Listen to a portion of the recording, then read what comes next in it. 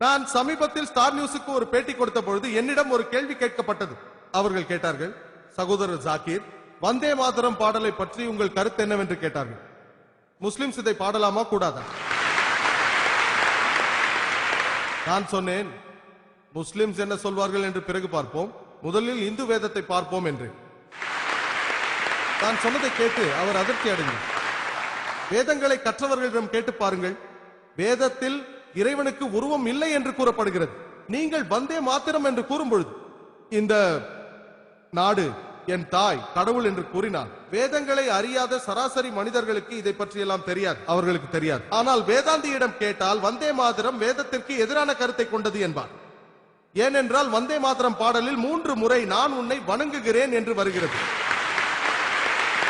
எனக்கு தெரிந்தவரை ஆரிய சமாஜில் உள்ள அறிஞர்களை கேட்டால் வேதங்களின்படி விக்கிரக ஆராதனை வேதங்களுக்கு எதிரானது என்று அவர்கள் கூறுகிறார்கள். பகவத்கீதையில் அத்தியாயம் 7 வசனம் 20 விக்கிரக ஆராதனை கூடாது என்று சொல்லப்பட்டிருக்கிறது. நாம் வேதங்களை பார்த்து வந்தாலும் எதிர்பாராத விதமாக உருவங்களை எல்லாம் கடவுள்களாக மக்கள் வணங்குகிறார்கள். வேதங்களை அறிந்த வேதாந்தியாக ஒருவன் இருந்தாலும் கூட இந்த பாடல் வந்தே மாத்திரம் பாடும் பொழுது தலை வணங்குகிறார்கள். இது வேதங்களுக்கும் உபநிஷதற்கும் எதிரானது.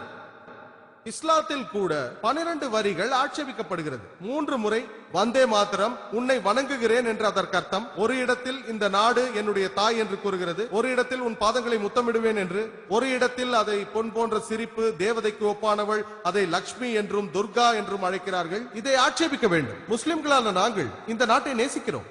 ஆனால் இறைவன் ஒருவரை தவிர வேறு யாரையும் நாங்கள் வணங்க மாட்டோம். அது தாயாக இருந்தாலும் சரி, அந்த தாய் நம்மை 9 மாதம் சுமந்திருந்தாலும் சரி, அவரிடம் அன்பு செலுத்துவோம், மதிப்போம். ஆனால் தாய்க்கு கூட தலை வணங்க மாட்டோம். பெற்ற தாயாகினும் சரி.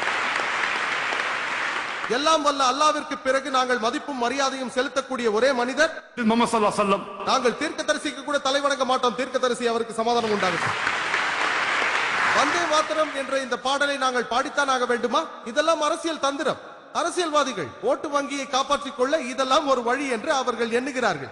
இந்த பாடலை பங்கிம் சந்த் சட்டோபாத்யாய் எப்பொழுது எழுதினார் என்று தெரியுமா? 1876. ஆனால் பிரசுரிக்கப்பட்டது 1882.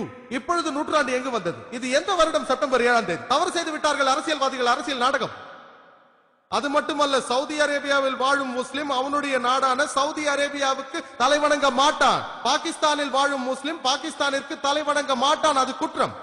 இதற்காக இந்தியாவில் இருக்கும் முஸ்லிம்களுக்கு தேசபக்தி இல்லை என்பதா? அது எங்கள் மார்க்கம். நம்மை படைத்தவன், இந்த நாட்டை படைத்தவன் எல்லாவற்றிற்கும் மேலானவன். இந்த நாட்டை நேசிக்கிறோம். தேவைப்பட்டால் இந்த நாட்டிற்காக உயிரையும் தியாகம் செய்வோம். ஆனால் இறைவனை தவிர வேறு யாருக்கும் தலைவணங்க மாட்டோம்.